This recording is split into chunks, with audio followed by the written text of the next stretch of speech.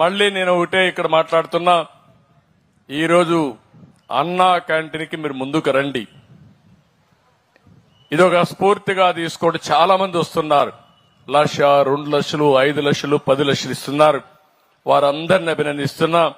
దీనికి అన్నా క్యాంటీన్స్ కి account number 3781816509 SBI account open చేశాం. IFSC కోడ్ SBI N0020541 ఈ నెంబర్ ఉంది. ఇది కూడా నేను ఎక్కడెక్కడ పేపర్లో ఇస్తా ఉంటాం, గవర్నమెంట్ వెబ్సైట్ లో పెడతాం.